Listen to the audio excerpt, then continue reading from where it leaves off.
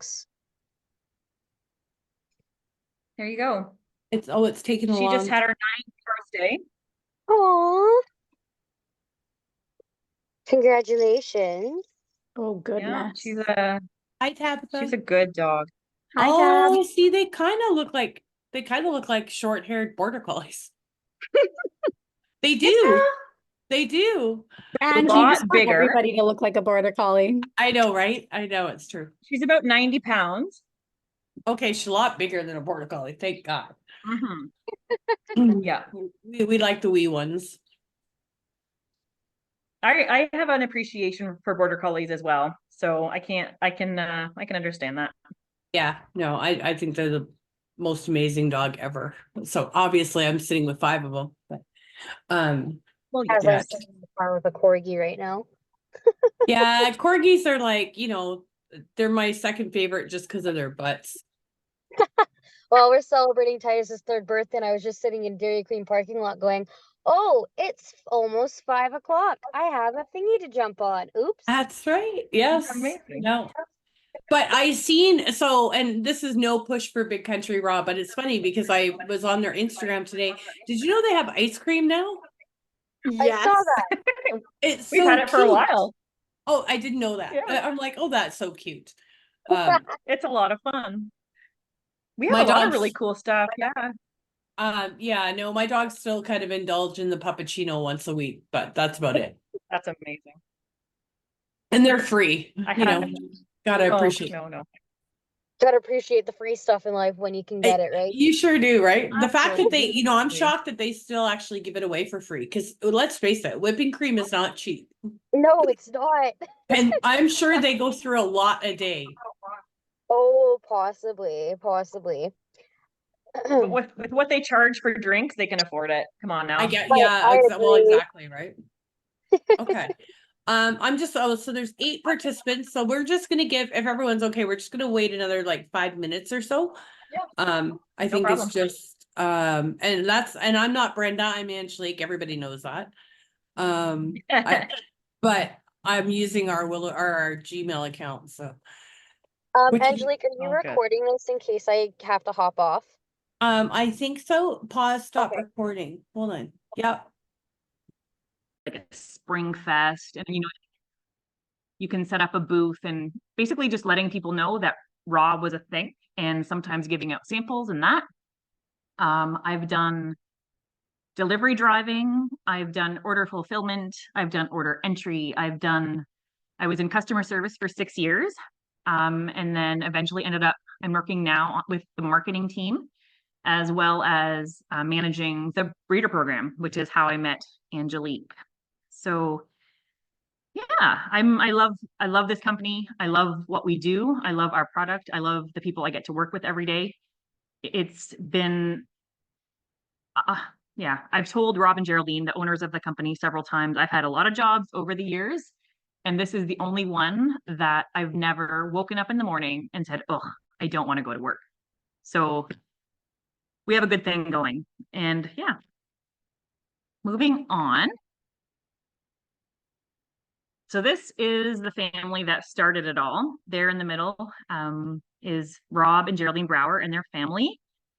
So I met them when they only had 2 of these 6 kids. And she was breeding Bernese Mountain Dogs. And that's where we got our first Bernese. And I guess the rest is history. And that was 14 years ago. And this is Julie. She has been with us since 2019. And she basically took all of our recipes and made them better. The science, even now, surrounding raw diets for dogs and cats, there's getting to be more research being done and all of that. But I would say prior to Julie and her seeking it out and implementing the changes in our recipes that she has using her agronomy degree and Master of Science, she kind of changed everything. All of our dinner recipes are complete and balanced nutrition for dogs of all life stages. And the fair game, which is the cat version, is exactly that, the complete and balanced version, just like you'd find in a bag of kibble, but it's raw and it has all of the nutrition that they need. Thanks to Julie.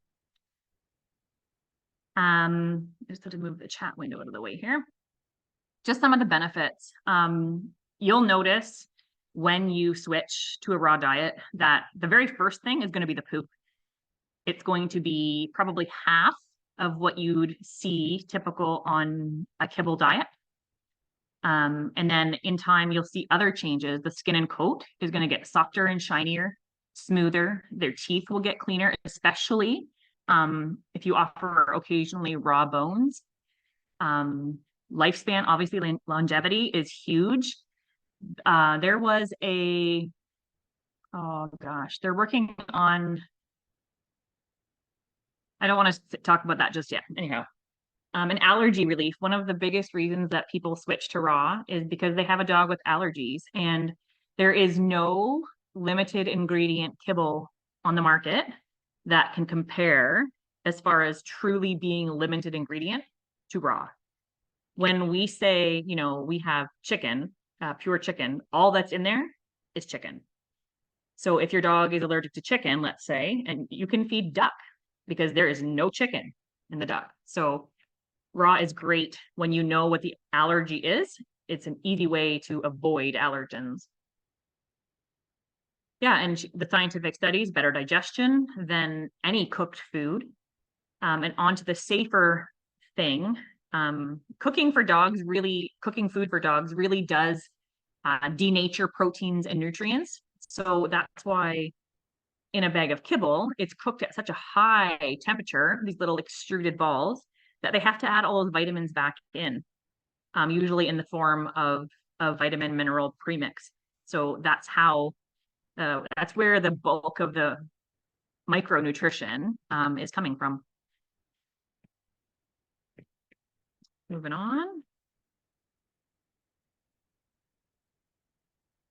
So I've touched on this a little bit. Most people switch to raw for one of these three reasons. They want to make their pet healthier. They've researched that raw diets are better, and they want their dog to live longer.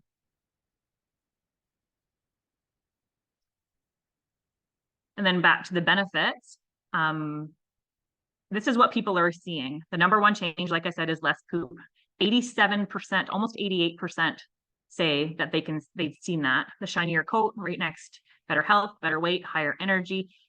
Maybe with border collies, you wouldn't want to see higher energy per se. However, I think more what we mean by higher energy is even a more focused energy. Because carbohydrates really do lag our dog's digestive systems.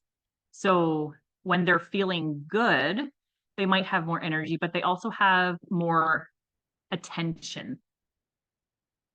So, you know, when you, for an example, that sit stay command, they might just be a little bit more eager and willing to follow through instead of being distracted by all those extra carbs that are amping up their sugar, and they're just not able to settle. 94% wouldn't switch back. 98 would recommend feeding raw to other pet owners.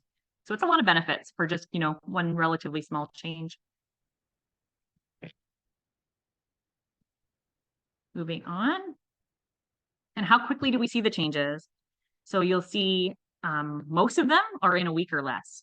So 60-some%. You'll see those changes really quickly. And that's for most people, it doesn't take, because it's so quick. You have to wonder, I guess, or I don't wonder, I know. You see the benefit on the outside, but then you just have to be amazed at what must be happening on the inside to make those changes happen so quickly. So here's kind of let me know if I'm going too fast. Somebody can pipe up. Or if you want me to speed up, I can do that too. Here's kind of our meals lineup, what we offer as far as frozen food. So at the top here, you see pure chicken, breeder blend, beef dinner. So these are kind of our three raw recipes. So pure chicken, we have pure chicken, pure duck, name a protein.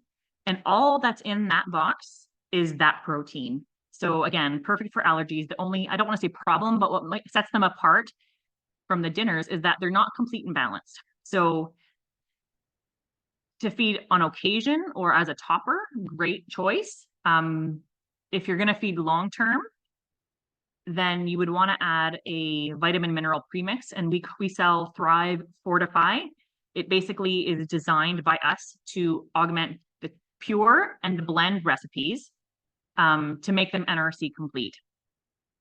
So, and then the next one in the middle there is the blend. So we have breeder blend, country blend, game bird blend, and turkey, salmon, lamb, and all of those, same thing. They don't have fruits and vegetables, just the meat, bone, and organ from those proteins, but they're not complete meals. They would need the Thrive Fortify to be complete. And then on the far right, we have the dinners. So beef dinner is by far our #1 best seller. And those are complete and balanced. If you feed beef dinner, chicken dinner, lamb dinner, again, pick one. There's nothing else you need to add to that bowl other than we would suggest a fish oil. Simply for those omega-3s, again, they're going to help with that skin and that coat. And I guess the question then most people might ask, well, why don't you add the fish dinner or the fish oils into the dinners? And the reason for that is that those oils are actually pretty sensitive. They're sensitive to light and cold and bacteria. So if we were to mix them in there, they lose a lot of their efficacy. So oils really are best served fresh. Just at the time of feeding, squeeze a little bit on and you have your fish. And then down the bottom, some of you might be familiar with the grab and goes, the 12, 18, and the new XL, which is my personal favorite, with 3 really big dogs. That 30-pound, it's 1.5-pound pouches, and they're just a great value. And they're low glycemic, which makes them great for, they're not super high in starches. Not that any of our products are, but the fruits and vegetables that we've chosen are nice and low for that. Moving on. And then we have side dishes. So here I talked about the fish oil. You can see the bright pink salmon oil bottle there in the middle. Just a couple pumps and you're good to go for the omega content. We have pure salmon. So if you want to feed fish, not an oil, but whole fish, pure salmon is great. Again, it doesn't contain organ meat, so it's not complete, but it's great to serve sometimes or as a part of a meal, just like the rest of these items here. The bones, the large marrow bones, I think that's a turkey neck. Yep. Turkey necks might be a little bit too big for border collies. And marrow bones are great. However, you need to kind of know your dog to know if a marrow bone is suitable. Marrow bones are really hard bones. So if your dog is a really voracious chewer, we wouldn't suggest a weight-bearing bone like the femur of a cow, like the marrow bone for that. Goat milk. We have a raw fermented goat milk that is a source of 2 probiotics, and then it's fermented. It's more like a kefir or kefir, however you want to say that. My dogs love it. We have 3 or 4 different flavors. There's a cranberry one coming. We have a blue spirulina and a curcumin goat milk, and they're all loved by our dogs. And the quail eggs, cute little speckled shells, great little addition to any meal. Goat cheese, also made by the same company, Happy Days Dairy, that provides our goat milk. And then ProGut, our probiotic. It's great for making the transition to raw, or if your pet's been on antibiotics, great to help rebuild that gut flora. Or even if you're having some digestive upset or issues, ProGut can sometimes really just help build that gut health back up. So there was a study done by the University of Helsinki by Dog Risk, which is an independent research, and they discovered through science that adding as little as 20% fresh food into a processed diet, you can already see improved health and longevity in these dogs, health in these dogs. For example, cancer markers start to disappear. when there is fresh food added into that diet. So the quail eggs, or you can see in that bowl on the bottom left, the little sardines or the turkey neck in the top there, or some molds. You can see the paw, that's a goat milk mold, the quail eggs, and the bottom bowl there's goat milk, and it looks like maybe pumpkin. And that I'm not sure what that piece of meat is, but yeah. So if raw isn't, if you're not able to raw completely, or just don't want to, or for convenience or whatever, just some fresh is always better than none. And can you mix them?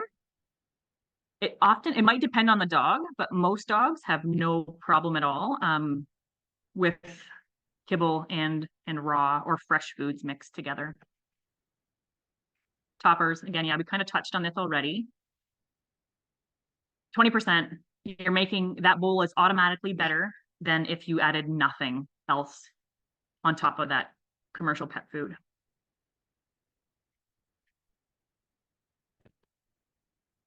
If you're not sure what to feed, our customer service team, we do really take pride. That might sound haughty, but we respond to every request that we get. So if you have a question, we will answer it, and we will help you throughout every step of your raw feeding journey. Even if you've reached out before with a question maybe you thought was stupid or whatever. I mean, no, there is no stupid question. We want your pets to benefit from raw just like ours do. And we have a complimentary meal plan. You can fill out a form on bigcountryraw.ca, and even for dogs with allergies or diabetes, hopefully you're not having to deal with any of that. But we can help to formulate a meal plan for pretty much any dog that we can take into consideration allergies or illness or you name it. Or if you're just wondering maybe where to start, we can help you with that too. Transitioning, there's no right or wrong way to transition. We always like to say that you know your dog best. So if there is, oftentimes when you introduce new food, if there is some sensitivity, then maybe a really, really gradual transition is best. A lot of dogs do just fine with a cold turkey switch. So it just really depends on what you believe and how your dog would take it. And sometimes for some pets, it can take a long time. But yeah, just baby steps. That's all it takes. And the muscle meat, ground bone, organ meat, fruits and vegetables, all of those things are included in all of our recipes, minus the fruits and vegetables and the pures and the blends. But meat, bone, and organ, that is the basics and the basis of all of our raw diets here at Big Country Raw. So how much will it cost? Angelique said your dogs are a bit smaller maybe than the breed's average. So between 30 to 50 pounds. So between our cost and portion calculator online, between $75 and $138 a month. And I guess, yeah, when you look down here at what a bag of Open Farm or a Canna or a Royal Canin is at, it's really not that significant of a difference. I believe it's the same University of Helsinki that I mentioned before, the dog risk. They're doing a study now. We were just informed about this a couple weeks ago. And I've always believed this, but I'd love to have science kind of back up my belief. I've always believed that your dog will almost cost you the same amount, potentially, throughout its lifetime. So whether you choose to feed a raw fresh foods diet, which might cost more, it's very likely that you're going to be dealing with less illness and less trips to the vet, which then you're just kind of saving money on that side. Or you can choose to feed, you know, a cheaper food and maybe not spend your budget on food, but then that extra money is going to go towards vet bills, and you'll ultimately have a less healthy dog. I mean, I shared a photo in the chat of my old girl, Ruby. She'd been raw fed her whole life. I bought her from a breeder in the US that also fed raw, not Big Country Raw, obviously, but she's been eating raw her whole life. And I mean, does she cost me vet bills? Yeah, but she's Her blood work is perfect. We've had no, she's starting to show a bit more in her age. You know, she's getting a little bit sore, and she developed a little bit of incontinence, but again, that's nothing related to diet. She's just an older girl, but very little and no illness. Nothing that an improper or unhealthy diet would cause.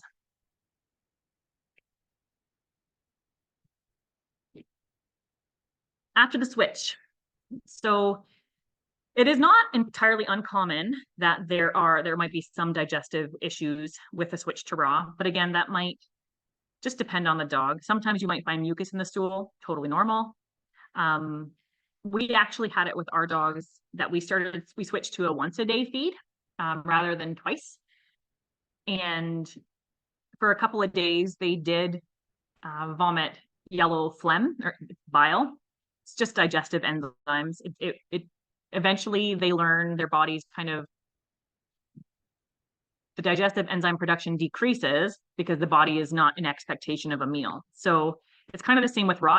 It's not as filling as a kibble meal because when it hits the tummy, it's not going to expand. So therefore, your dog might think that it's not enough food. Their body might think it's not enough food, and that's why you might get the bile vomiting.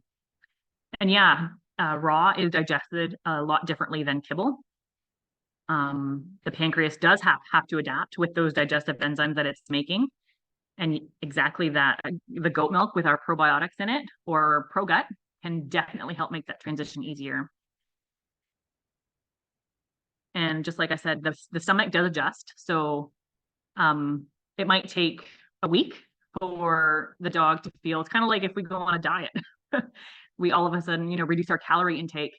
We're going to feel hungry. I mean, we don't vomit bile, but I guess that's more in a dog's nature than ours. So a raw diet is higher in calories with less volume.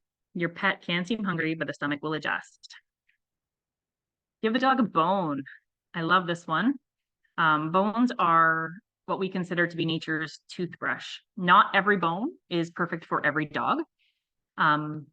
So it's always important to know your dog. Bones are great for puppies. I always say err on the side of caution and feed a really big bone if you have a dog that may be a gulper. So for a puppy, a border collie puppy, let's say, a flat rib bone, they're a foot long, they are not going to swallow that bone. And if you want to do chicken feet, our Bernese Mountain Dog decided to swallow those things whole. So we had to teach her to kind of slow down, and I had to hold it for her so that she wasn't going to barf it back up because it was just too much at one time. We have two different types of bones. So we have the recreational chew bones, such as the flat rib or the marrow. And then we have meal bones like chicken feet, duck feet, chicken necks, lamb necks. You've seen the turkey necks. And those are soft bones that your dog should be able to chew and crunch and swallow and eat in entirety. And that would be a portion of the meal, not in addition to. So if you're going to feed a bone, unless your dog needs the extra calories, which some border collies clearly do, then you can feed it on top of the meal. But otherwise, if you're going to feed a bone as a meal replacement bone, then just take out a bit of that raw and add the bone in. Yeah, and we serve them frozen, especially for puppies. I mean, I do for my dogs now too. When you have a teething puppy, a nice frozen bone, they really do. It's super great for their teeth. It helps to tire them out. Mental, physical exercise, all that good stuff. Supplements, sometimes less is more, absolutely. So when you're feeding, it's always feed what you need. When you're feeding what we call our dinner recipes, like I mentioned before, those are complete and balanced nutrition. So greenlet mussels would be fine to feed, joint support would be fine to feed, pumpkin powder would be fine to feed in addition to those dinners, but you don't want to add any extra vitamins or minerals. So you would stay away from kelp, which is really high in iodine and some other nutrients. You would stay away from fortify because you'd be doubling up on so many of those nutrients, and it can actually cause toxicity. So when you have a balanced meal, you don't want to overdo. It's important to remember that feeding whole, raw, fresh food is always the best prevention, and adding extras and intentionally chosen ingredients is great, and it is. Don't overthink it, but you need to be mindful that your pet's bowl should be primarily whole foods. Superfoods, supplements, powders, frozen molds, and treats should always be a small part of the diet. We always say 10%. If you want to take out 10% of your dog's diet of the raw or the kibble and add in 10%, although if it's kibble, like we said, up to 20, but if you're going to do 20, it really should be a balanced, what you're putting back in should be balanced. So we would say add 20% of one of our dinner recipes to your kibble so that the meal is balanced.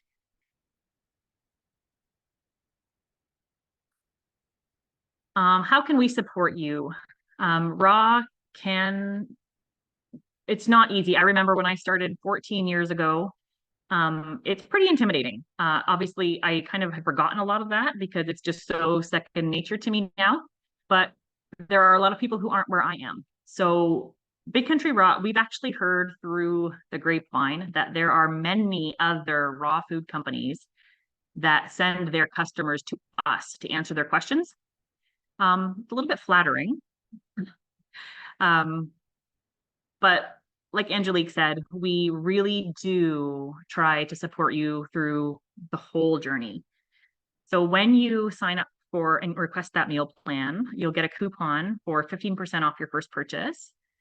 And then in that same form, you can enter your pet's birthday and we'll send you a coupon for some of that new frozen goat we were talking about. It's the dog ice cream, which is a ton of fun.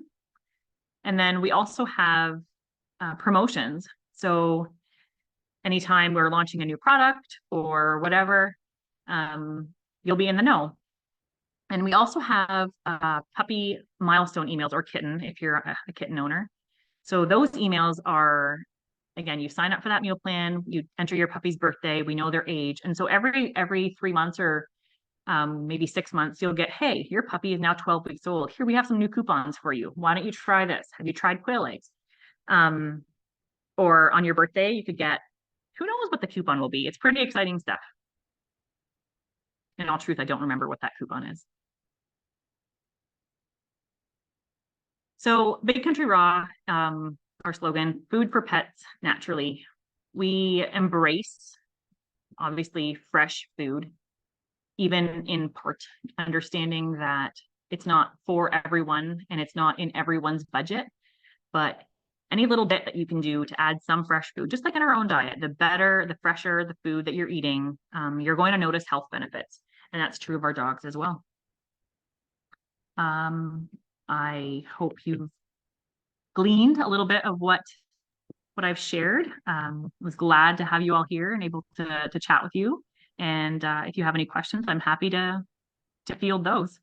Angelique, would you mind maybe going through the questions that you sent me earlier, just so I don't have to share or change my screen?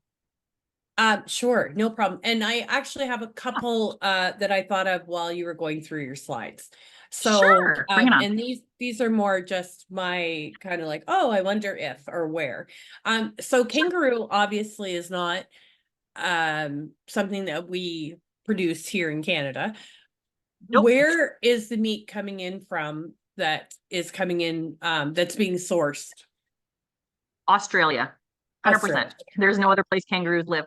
So kangaroo. I wasn't even sure. I'm like, I don't know where else they live. They're actually pests there like deer. So they're hunted somewhat like deer. They're not farmed. So as far as organic meat goes, kangaroo is going to be the best of the best. But it's very pricey. Yes, and I knew that, but I'm not really familiar with it. Although having said that, our dogs do tend to, and I can't speak to all my owners, but I can say, yes, Cassia, I will make sure that the recording is sent to everybody. But I can say for Riley, and Riley's probably my best example. She is a big fan of wild and stronger meats. Yep. So like lamb, duck. Some dogs are not. So it just depends. Exactly. And I've got a couple that would like can take it or leave it. And then I have Riley who like her life, she thinks it's Christmas. She's like, this is the best ever.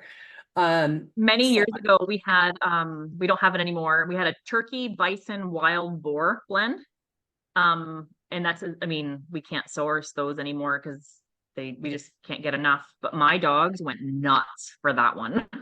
I can imagine. I was in Italy, oh God, I guess now almost 10 years ago, but I had wild boar. It's unusual. Let's just say that. Yeah. It's got a definitely a strong meat. Yeah. Our dogs Uh, loved it. Yeah, I can't say I agreed with them, but I can understand them liking it. Yeah, fair enough. Yeah. So, okay. So here are some of the questions. We'll start. I'm not going in any Sure. particular order, you guys. I'm just gonna start with where we're at in terms of questions that were listed and sent to Linda this morning. So the first Yeah. one If you is, guys want to add in the chat, add a question, I have it up here. So feel free to ask there too. yeah. Okay. So first question, if a dog is struggling to switch to raw doing the 50-50 kibble, is it ever recommended to just remove the kibble fully and go cold turkey rather than dropping to a 75-25 ratio? Sometimes dogs do not do well when it's mixed together. So I think you'd have to determine if that's the case. So maybe if you were to kind of switch back to, at that point, switch back to the kibble diet, wait until the stools are kind of back to normal and everything is good, and then maybe just fast I for was just 12 to gonna 24 say, hours so when I make my and then switch, start because raw. yeah, I do go from kibble to like raw and I go from kibble to home. I'm all over the place. Yeah. But I typically fast them for 24 hours before I go to the whatever the new one is. Yeah. And I don't know if that helps at all, Every but dog is different. Some dogs can eat, we have some raw feeders that feed kibble one meal and raw next, and some dogs do fine with that too. right.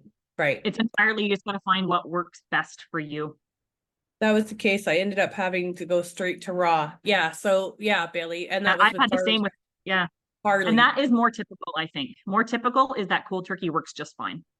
Right.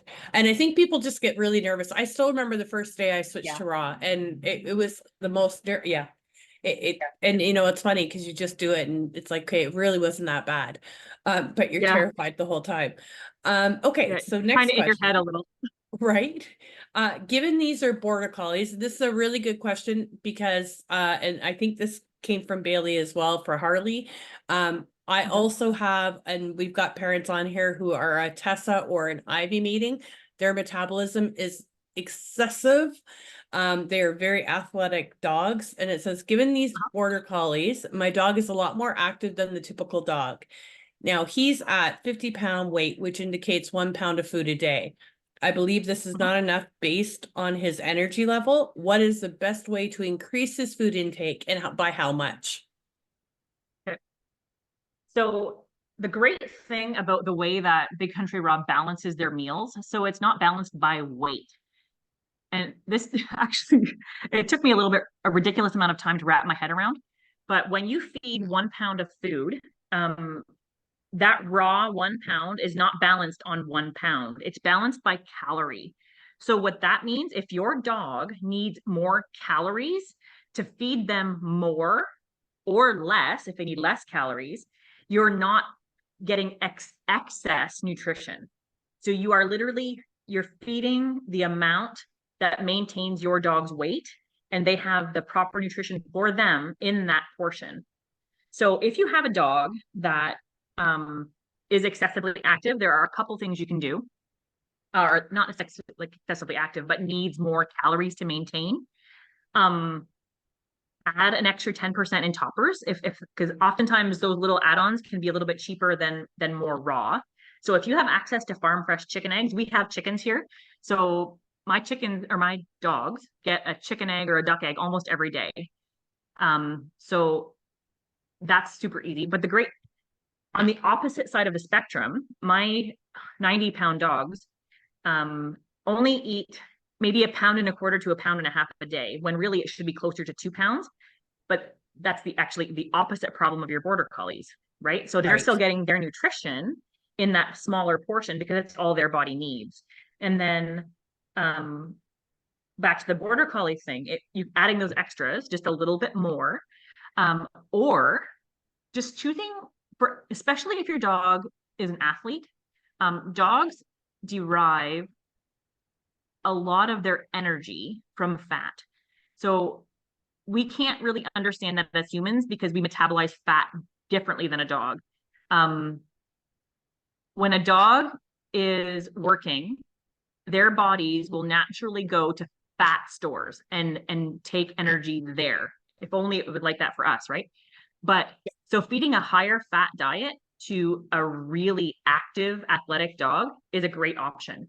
So the porks, the lambs, and the beefs. Beef is not as high, but the pork and the lamb, they're again not stupid high, but they're higher than chicken and turkey. So even just to make the switch to a higher calorie and higher fat content protein, you're going to get more bang for your buck. Okay. Now, so that leads to another question that wasn't on here, but it was something that came up today with Bailey. I love switching out proteins, and that even comes down to kibble. I always recommend to parents, even if they're doing a kibble, that every 3 or 4 months they rotate their kibble. And that is because I don't believe, no matter how good we are, I don't believe any one thing is the perfect diet long term. So I think when 100%. you mix your proteins and you do that, you're less likely to find that there's a deficit in the same place on both proteins. So you're just getting a more balanced, just like humans, you're just getting a more balanced diet in general if you're rotating. So the question is, I think, and Bailey, you could maybe correct me if I'm wrong, but the question was, why do you recommend 2 to 3 proteins a month? And do you recommend that pretty much across the board that all dogs should be doing a rotation, or is it more, it's okay if they're living on beef for their whole life kind of thing? What? Okay. Yeah, no, happy to. So I am a huge proponent also of dietary rotation. And it's not even to keep my dogs interested. My dogs love food no matter what's in that bowl. So they don't get bored of food per se, but I know some dogs do. We say 3 to 5 proteins typically, but I honestly say the more the merrier. I remember years ago there was a customer that came in whenever he needed food, and every time all he ordered was the grab and go big deal. So the big deal contains chicken dinner, turkey dinner, and breeder blend, which is a chicken and beef blend. So I was like, you're just not getting enough variety in there. Technically, there's 3 proteins in that box, beef, chicken, turkey, but it's still really heavily chicken based. And I would urge him to try something else. No, no, no. And 2 years later, he came in, his dog had a chicken allergy. He couldn't feed chicken anymore. And I'm just, so yeah, I mean, the more you feed, allergies are they pop up due to overexposure. So feeding more variety is always better. Feeding beef long term and only beef, you run the same risk of eventually your dog could get allergic to beef, and then what do you have? Then you can't feed it at all. Right. And that is one of the other things too. It does kind of, I don't want to say it like hardens their belly, but it does make them a more adaptable to change. So that you're not stuck in you're not pigeonholed when something goes wrong, right? You can kind of swap them and you're going to be okay. All right. Okay. Yeah, so when you're feeding pures and blends, like from our recipe, from our menu there, I mean, people always say balance over time, balance over time. As far as raw meals go, feed a little bit of this, a little bit of that, a little bit of this. But the thing is, the reason we came out with dinner recipes many, many years ago was because there are a lot of nutrients that you simply cannot find in easily in raw meat.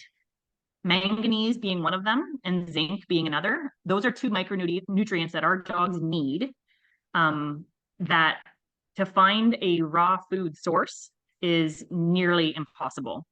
So to feed just protein without vitamins and minerals alongside, chances are you're going to have a deficiency. Right. Okay.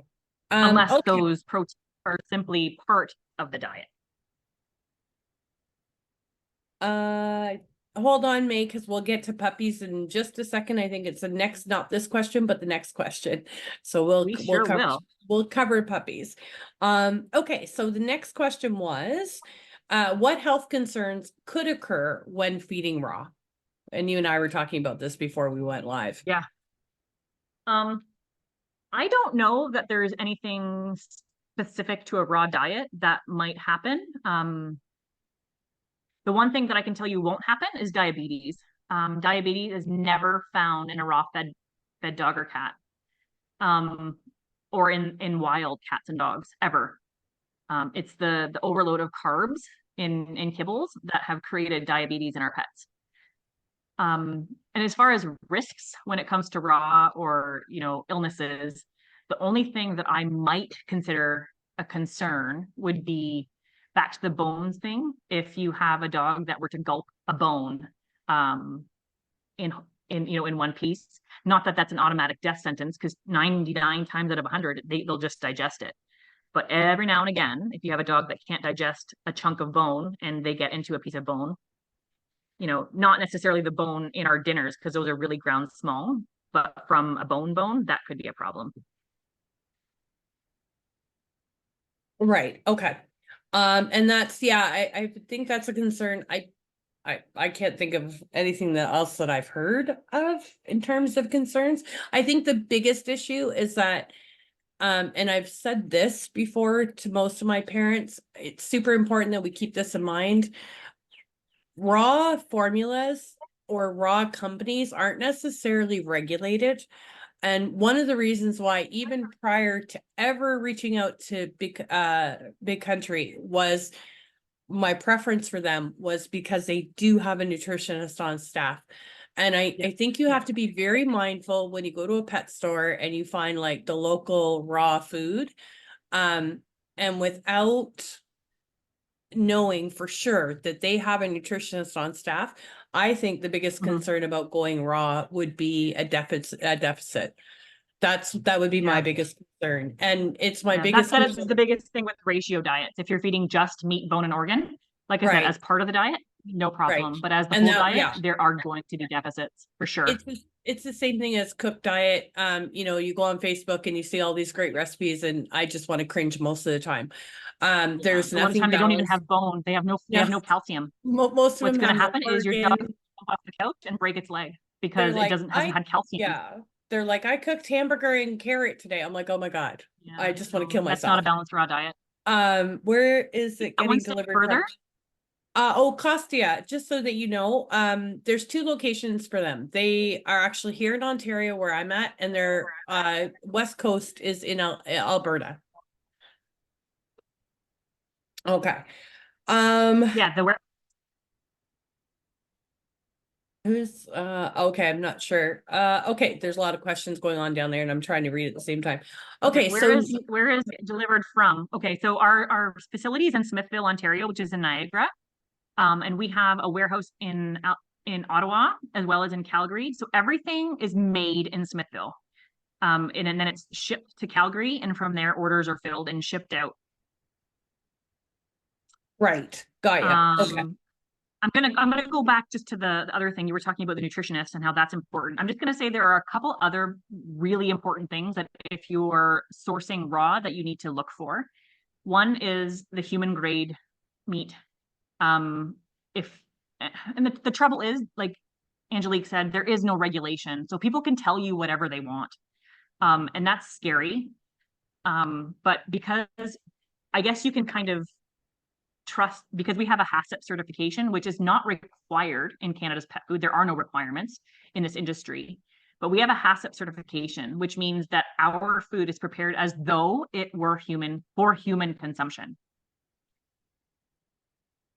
So when it leaves our facility, it is handled as though it was going to be given to humans. Got ya. And then I'm going to go to Karen's question. Okay, I was going to say, Steve said something, asked about how the shipping works to ensure it's okay. Hold on one sec. I'm lost. There's a lot of questions here, guys. I seen it pop up. Not that that means anything. So, so does the food need to be refrigerated before opening, frozen? How does that work for shipping? That's what he's asking. Tabitha, yes, that's true. Um, Oh, yes, yeah, there is a new box tab, and it's got no chicken. yep. Coming soon, June. So the shipping, how it works is if you order online, every region that we deliver to has a delivery day. So you can pop on our website, and if you say there, it's our where to buy page, and you just type in your postal code, and it'll tell you if we deliver there. And if we do, you can order on our website, and we'll deliver it via our frozen truck. So it goes directly from our facility onto our reefer truck to your home. If you do not live within our home delivery area, then you would have to go to a store. And same scenario, when it leaves our facility, it's delivered to that store on our truck, frozen, or via a third-party carrier shipper, like Midland or Herb, on their frozen transport truck to the store. So when it leaves our facility, it's actually temp checked. We have logs of every shipment that goes out. So it's that HACCP certification. So we know when it leaves our facility, it is minus 20 degrees on its way to its final destination. Okay, good. And so the other thing about that, so that everybody does know, you can also go, which I've had to do because they don't deliver to my particular area in Ontario, but you can go to your pet food store, and if you don't find the dinner or the XL box that you are looking for, you can buy it off the shelf. Yes, you can buy it off the shelf if it's there. If not, you can do a pre-order with your store, and they will order it and get it in for you. Yeah. Especially if you're going to do big orders, like let's say you want to order a couple of XL boxes, just coordinate with the store managers and say, hey, on your next order these for me. Let me know when they're in. Then you'll for sure get them. And then you're also not depleting their stock. They'll probably be very thankful if you go around it. Exactly. They really will. Yeah. So, so yeah, you guys that are, and there are going to be several people that are a little bit rural, in terms of location here. So like Costio, well, we have stores everywhere. Check our where to buy page. We have stores from coast to coast, 1,500 of them. Yeah. Doesn't need to be refrigerated. You keep it frozen until you're ready to thaw it, until you're ready to feed it. So I have at any given time, maybe 50 to 100 pounds of food in my freezer. And with 3 big dogs, I take out 5 pounds a day. And that's how I feed my dogs. Right. And then every night, just take out 5 pounds for the next day. Yeah. So yeah, no, you guys shouldn't have any problem at all finding it. And I said Pet Value, there's Pet Values pretty much everywhere. They will order it in for you. I'm sure Homes Alive would as well. So yeah, Steve. No, you're Homes Alive is fantastic. Home Alive or Pets Alive? Homes Alive, yeah. Home Alive. If you're on the island in Vancouver, if you're familiar with Woofies, they're also pretty great. Doodle Dogs is in Calgary. I don't know if there's anyone in Calgary there. Doodle Dogs is fantastic. In Ontario, there's Wren. There's what? Wren's Pets Depot in Ontario. Okay, I haven't seen any Wrens. I mean, I've got lots of Pet Values around me, but I don't think I've ever seen a Wren's. Yeah, and we're in almost every Pet Value or Bosley's. So if there's one close to you, then you can always pop in there. Yeah. Yeah, for me, Wren, I didn't know that. Yeah. I'm not sure. I haven't even, don't think I've even... Steve, we ship to Vancouver Island from our Calgary warehouse. So all the stores, we don't ship to homes, but we have plenty of stores in mainland BC as well as on the island that they order from us, and then we ship from Calgary to them. Yeah. And I said, if you find a diet that you know your store doesn't carry, you just have to ask them to bring it in. Yeah, Wren's is Canadian. I'm going to see if I can find that where to buy page for you guys, so that you can all just kind of check to see, find your local stores. And we have a loyalty program too. So it's a buy 12, get 1 free, just like any bag of kibble. You go in the store, you can sign up, and away you go. There we go. Okay, so I am going to ask this question because I do think it needs some time to talk about, and it's an important one. Sure. This is about puppies. So I've heard great things about feeding raw, but I heard that people hesitate when it comes to feeding raw to puppy. Is feeding raw safe for puppies? first part. Do they need to have certain types of raw food? I know there are directions for feeding based on weight. And I'm going to add to this, my reproductive vet here, who I absolutely adore, has no problem with raw, but he has a problem with all stages in general for puppies under 1 year. And his opinion is, whether it be a kibble or a raw, all stages for an under 1 year old puppy is not good enough. He doesn't believe that you can possibly give them everything they need in an all stages at that age. After 1 year, he's much more open to, kind of do whatever he'd like with the all stages, but he's adamant that under 1 year, we need puppy formulas. So my question would be to you, especially for our parents, because I said we do have some parents on here actually that are bringing home puppies in the next few weeks. How do they edit, add, adjust a raw diet or a dinner plan to meet a requirement such as a vet saying they have to be on a puppy formula? Great question. So I'm going to respectfully disagree with your vet. Based on what I know about raw, as well as based on my own experience. I've been a breeder for 8 years. I breed these Greater Swiss Mountain Dogs, and all of my puppies have been weaned onto raw. I have never ever lost a puppy. I have never ever had a puppy that was unhealthy or was sick because of raw. Anyway, so anecdotally speaking, they can, and mine have. But scientifically speaking, the biggest difference between a puppy kibble versus an adult kibble is fat content. So the nutrients are all the same. In theory, let me take a step back. In theory, you could feed your adult dog a puppy kibble for its entire life, so long as you keep the portions small. Adult kibble, with its basically just lower calorie content, it's the same amount of nutrition in 1 cup of puppy kibble versus 2 cups of adult kibble, for example. So I would think in theory, your adult calcium and magnesium not added at a different level in puppy food versus adult or all stages. I could be wrong, but calcium. The biggest thing with calcium really is in large and extra large breeds. So a large, extra large breed should have a little bit less calcium, and not so much at the weaning stage, but it's during that rapid growth stage. So right. It's I would continue to feed raw. I would just basically a little bit less of the poultries, because the poultries are where the calcium is just a little bit more digestible. So the calcium in, for example, beef dinner, it's still there, but it's just a little bit less bioavailable than the calcium in chicken and turkey. But when you're dealing with smaller breed dogs, like a border collie, it doesn't have that super rapid growth phase. I would say, I've never raised a border collie, but I would say that it's not nearly as important as with an extra large breed dog. But yeah, to basically cut down that calcium intake a little bit, just add a little bit more of other things that don't contain bone. So you would, let's say you're feeding a pound a day to your puppy. You could just go back to a little bit more porks and lambs that have less bioavailable calcium, or just take out a little bit of that chicken and turkey and add in a little bit more fruits and veg, or add in a little bit more boneless options, even like ground beef, if that's what you chose to do, or pure salmon as an aside. Right. Is okay. So I'll have to do some more research on that. Because I said it's a big it's obviously a concern for me.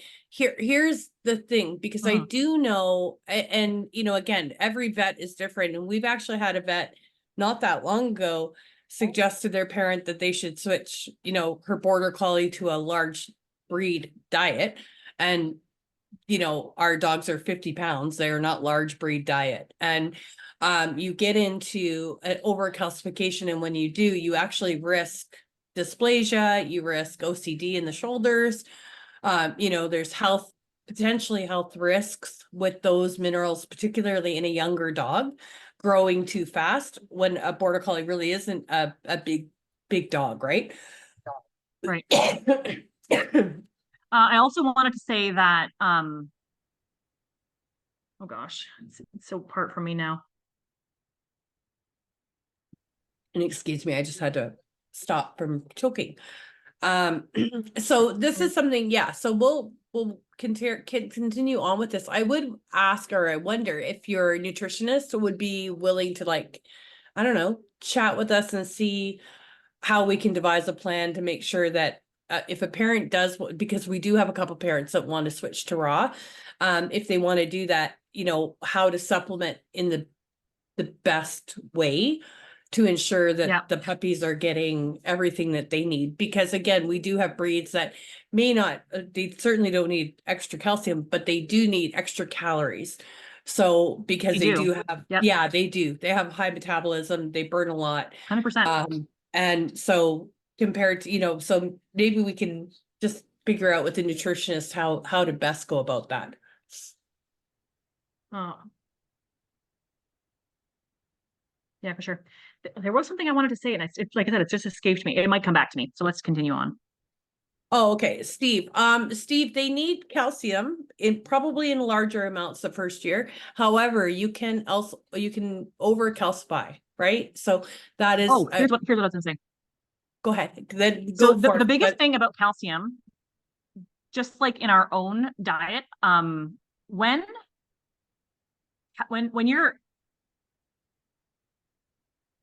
your body will absorb calcium, just like a dog's, will absorb calcium at the rate in which it's used. So this is one of the reasons why when you feed too much poultry to any dog, their poops, they could potentially become constipated because they don't need the extra calcium from the bone. right. Therefore, it's coming out in the poop. So to me, I mean, maybe I'll ask Julie about this and see if she would agree. But if your puppy is having really, really firm stools, that means you have too much calcium. Their body's not using it, their body doesn't need it. If those stools are, you know, a regular raw fed stool and not excessively runny or excessively hard, then in my opinion, then the calcium is bang on. But yeah, when your puppy gets constipated because of too much calcium or because of too much bone, because of too much poultry, that means there is too much calcium. Yeah, stools, I mean, you know, I think we'll all agree, stools are they're the tell-all. They Absolutely. a stool will tell you if your diet is appropriate or not. So yeah, so I would just like to know her feedback in terms of, you know, I will ask her for sure. Yeah, how do we make sure that they have all the information and they get the diets correct and not guessing, you know, what a topper is or what it isn't? Because again, choosing a topper, you know, they could be over fortifying somewhere else. I'm gonna So send you a blog post here as well. okay, It's perfect. all life stages. Yeah. We have a lot of resources on our blog online as well. So definitely check that out. You do. And I've already been there, so I know you have. I have. Oh yes, I have. So I spend a lot of time on this stuff. But okay, so I'm just gonna go through and make sure. Okay, so this was a question too about supplements and so just to clarify, Yep. Big Country Raw and Thrive, same company or associate company? They're made by us. Thrive is Okay. our supplement line. Yeah, their supplement Okay. brand.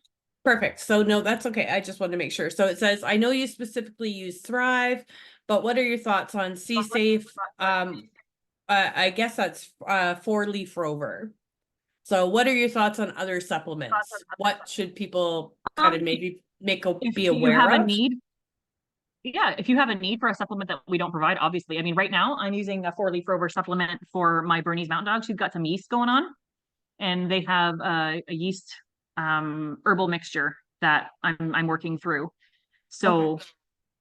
yeah, I mean, but I would say the only one, not that I want to, I mean, our supplements are great. I know, and they're all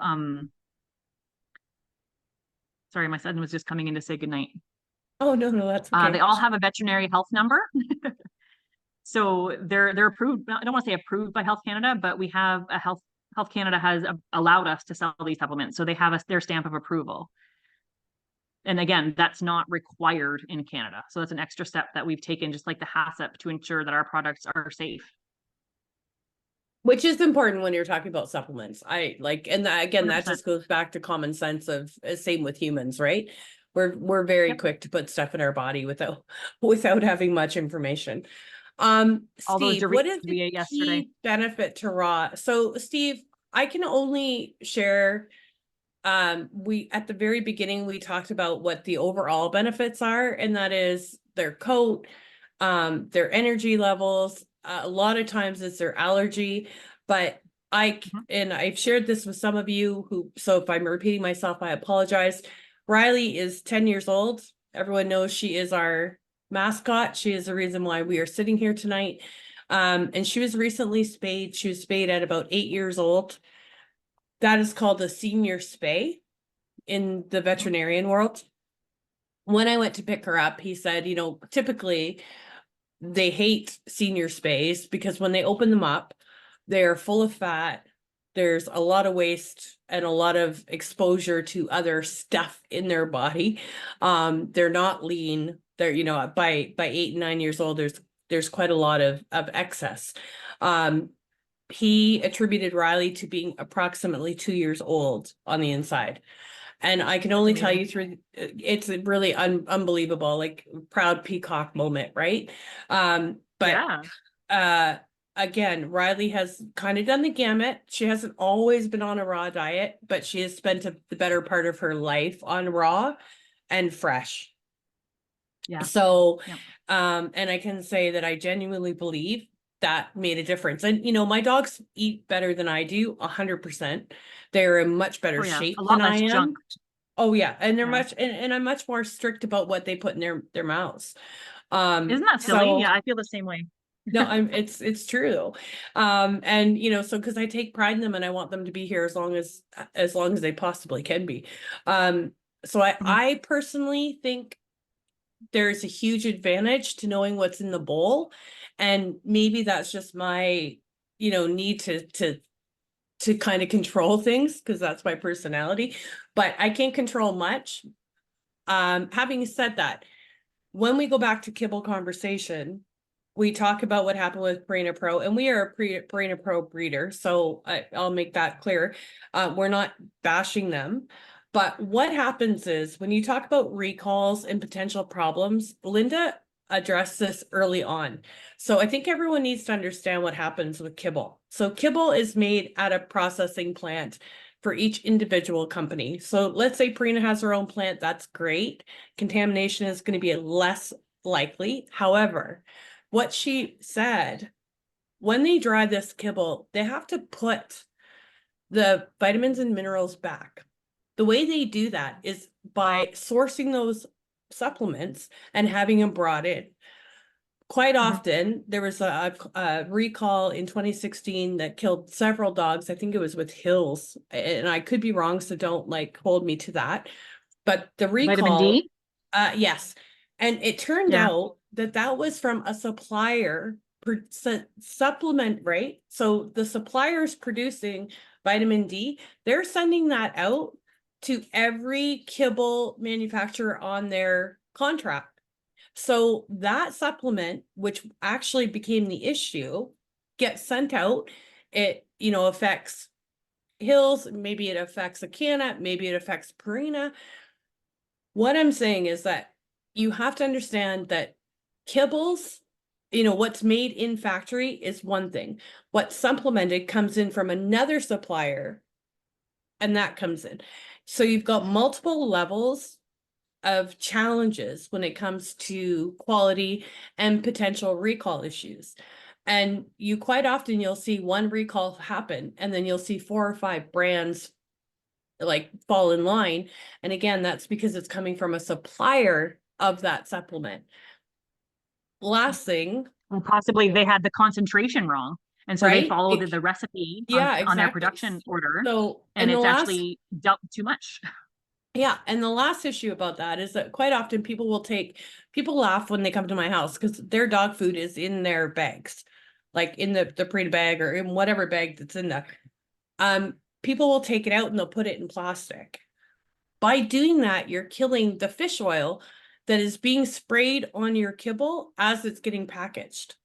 Because again, like Linda said, oils of any kind, not just fish, but omegas, any kind of fat oil, coconut oil, whatever it is that they're substituting on top of the kibble is getting sprayed on the kibble after it's cooked, and it's going into the bag.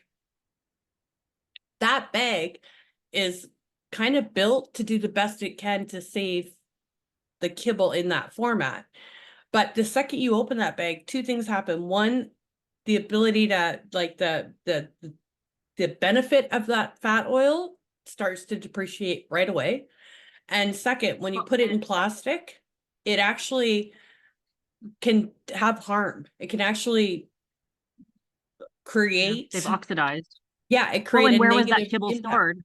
Was it right? stored in the store window and it's been steaming from the inside and it's hot? Remember we talked Yeah. about fish oils being really sensitive to temperature.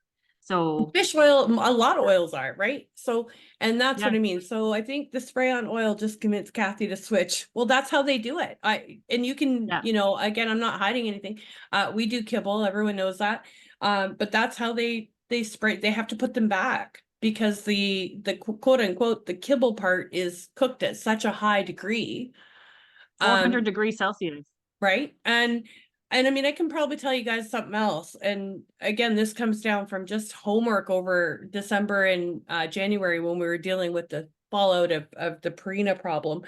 You know, most kibbles have,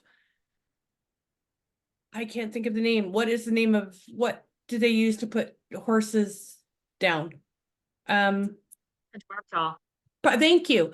And that is by FDA and CFI regulation. There's a legal amount allowed to go into kibble. And that is because they are using horses that have been put down or animals that have been put down. So you're going to find trace amounts in your food. And I don't know about you, but a trace amount of anything that kills animals is too much for me. Did you like, guys ever see the article? I can't remember where it was.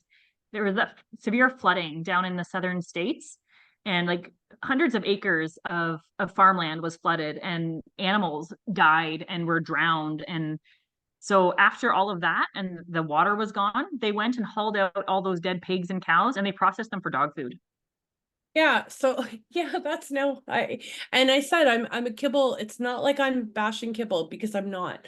Yeah. And I said, you know, I do believe that if that is your option, that is your option. I just think if you're in a position to offer raw or offer fresh, that for me, 100%, that is what I would recommend. If you're a multi-dog home and it's super expensive, I totally understand that too. And you know, it is what it is, but you can still make change. And we talked about this. That's a big thing for me. You don't have to go all in. So making Yeah. change, putting sardines on top of your kibble, you know, putting toppers on top of your kibble, getting a package of salmon and topping it up with that. You can make any change is a good change in the right direction. And I would suggest too, if you're going to do toppers, just try to if you're doing toppers on a kibble diet, try really hard to stay low or no carb, simply because the food you're feeding is already really high carbs. A lot of times like upward of 40%. So ideally, some raw egg, raw meat, all that low carb stuff is great. You don't want to do a whole lot more on the fruit and veg side simply because of the extra carb content. Right. Right. Okay. All right. So you guys, I mean, there's still a lot of people here. If someone has a question, I don't think you have to raise your hand. I think you can just No, just unmute shoot yourself it. and ask away, and we'll give you the floor. Bailey, you always have a question. Is my sister here? Hey, I'm quite content actually. Thanks very much. Oh, good. Love Okay. it. No questions?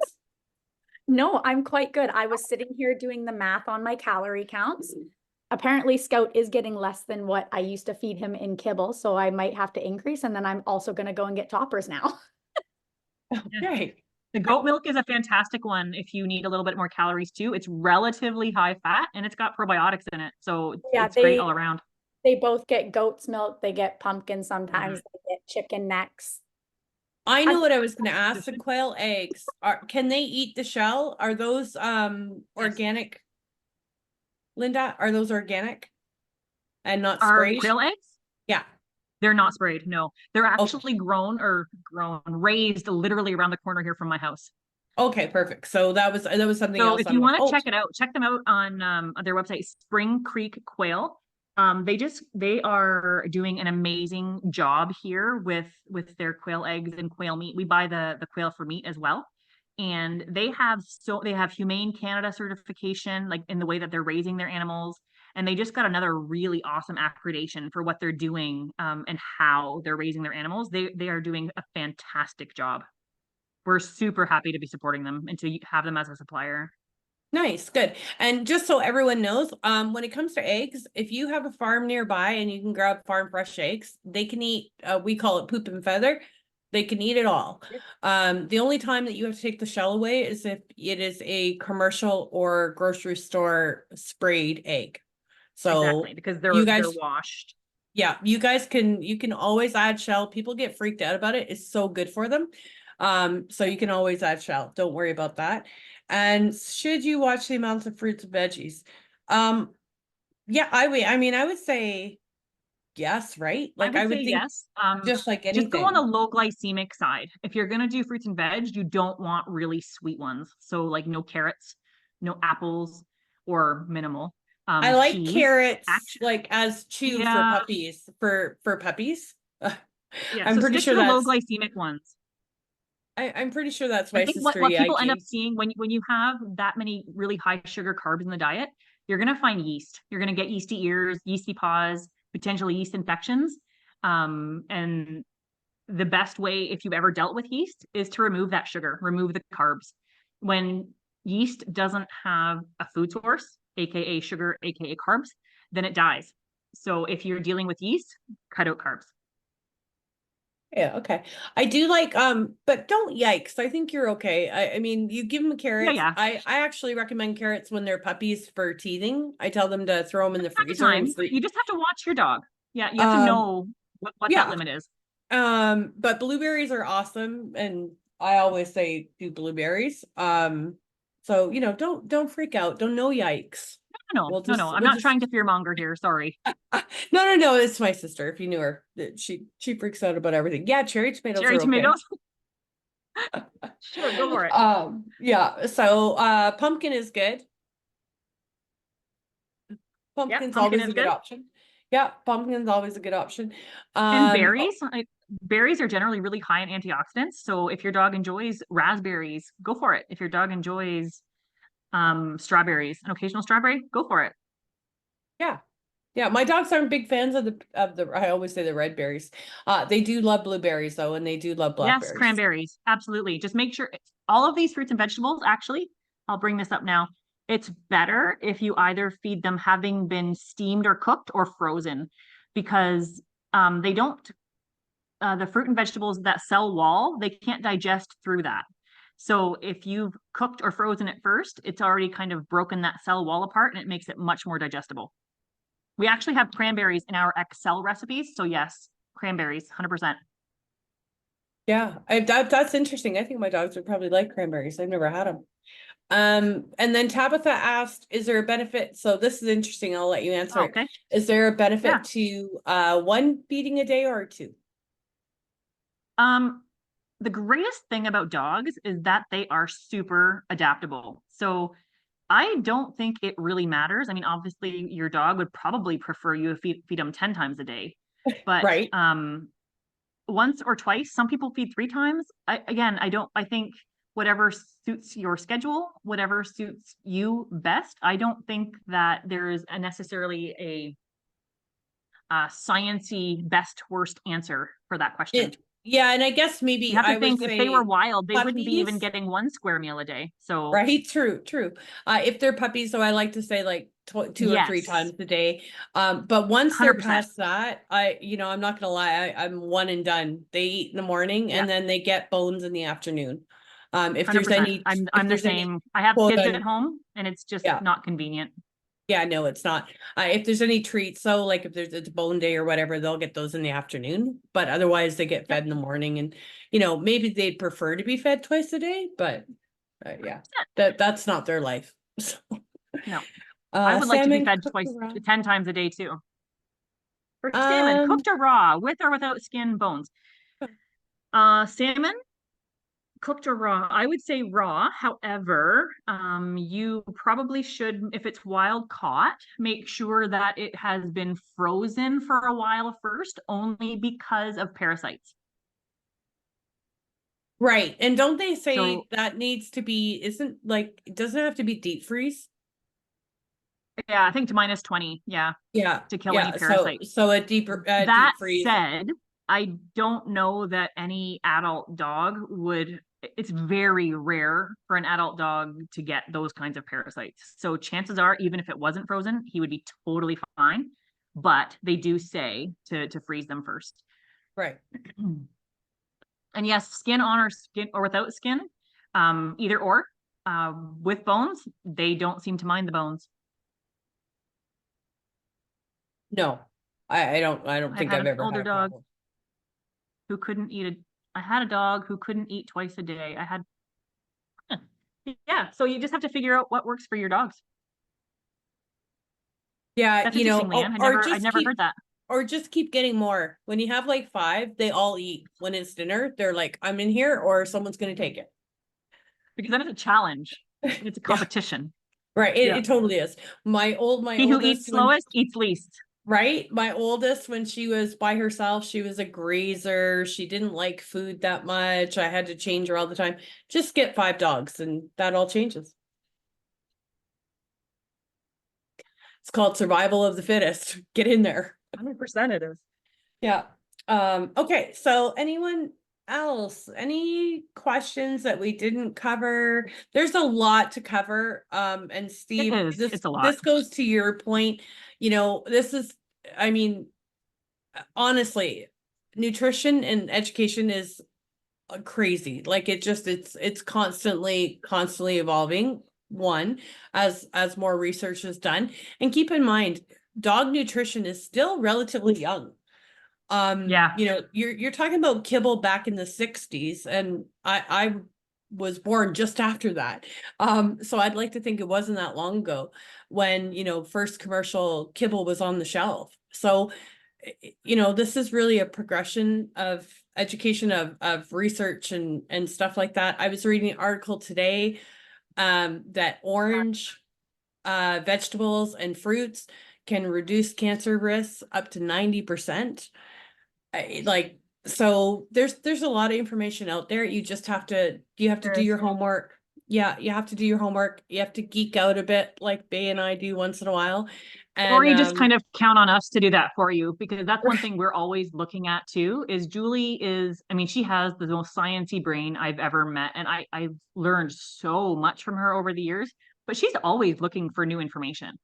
And our dinner recipes, they've evolved over the years. And when something else is, when there's new research and whatever, we make those recipes better because we've there evolved is as science to back breeders. it up. Like, we do Bailey. try and do stuff like this. Okay, Bailey, don't haha. But no, but this is part of what this is what we thrive to do for our parents, right? I don't have all the answers. I'm learning much like they are. We're growing. Our dog's age, things change. Riley now needs, joint supplement. So things are different in my household than they would be for a parent who's just starting out. But we want to give you the information. You're all parents of our dogs. Trust me when I tell you, you wouldn't be if we thought you were incapable. So we want to give you the information. You're going to make the choice that works best for you. But we also respect that, we have a really kick-ass group of parents who are a bit, I don't know, like cult-like, in that they want to do the best for their dogs and they're very proud of their dogs. So we're here for you. I honestly cannot believe you got this many people like in such short notice. This is like, you guys must be a cult, because that's the only explanation. I tell you. We are. We're a little bit crazy. But we love our I love families, it. and we're genuinely here for them. So, you know, we don't just walk away and say, okay, here's your puppy. We're here for the lifetime. And yeah, we have pet nerds. And maybe that's it. We're not a cult, but we're a bunch of pet nerds. And so, you know, we're just trying to do the best for our dogs and for our owners. So I'm just so excited that everybody showed up. We do whatever Angelique tells us. You're funny. No, but I'm just, you know, I'm glad to put these things together because I said education or knowledge is power, and everything you take away from this is a value. It's a value to your dog. It's a value to you. And, you know, there's nothing bad with that. So. And I want you guys to know too, that if you come up with a question, let's say tomorrow you're like, oh, I should have asked that, ask us. You can direct it to our email. You can find us on chat. We're happy to answer. That's what we do. And yeah, or you can, I will even try to respond myself if Angelique wants to pass on a question or whatever. Yeah, no, I'm thrilled. I'm thrilled with, I hope you guys found this informative. I hope and I said, I'm sure, Steve, we didn't get to answer every question you have. But you know, if you have a question, for sure, you can reach out to me. I can forward it to Linda. Or you can reach out on their website. You can do the meal planner. Steve is one of the ones, he's got a 4-week-old puppy right now. And all my other parents are going to remember those days. Kostya just took home his second puppy. So they've got two of ours. So, you know, it's an exciting time. And, but Steve, you can just reach out to them. And I said, it's a question that I'm definitely interested in, what Julia will say in terms of how do you balance it properly for a puppy? And, we'll figure it out. Yeah. Oh my God, you're Thank so you so welcome. much, guys. What is this? Just TGC, the traveling gypsy. There's 3 parents here that aren't from our group, quote unquote. Love But it. that's okay. You're part of our group. I've worked with T for a couple of years. So okay, good. Everyone enjoy. I gave up my hockey game for this. I'm going for the last period. It's still a 0-0 game. So T, I have your application to the breeder program. oh, So there we thank you go. for I that. like to share my peeps. Yes, T, thank you. Any Yes, I questions? got it in. Thanks. Awesome. Okay, good. Any other questions? I said you guys know you all know how to reach me. You can reach Linda directly on the website. They've been fabulous in answering and responding. Any questions in terms of like product or anything like that? Again, if you can't reach Linda, you can always reach out to me and I can make sure that you get in touch with her and you get what you need. And that's it. Thank you so much, guys. This was great. All right. Okay, good. All right. Everyone have a great evening and we will talk to everyone soon. Thank Enjoy you. your hockey game. Thank you. I will. Bye, everyone. Good night. Good night.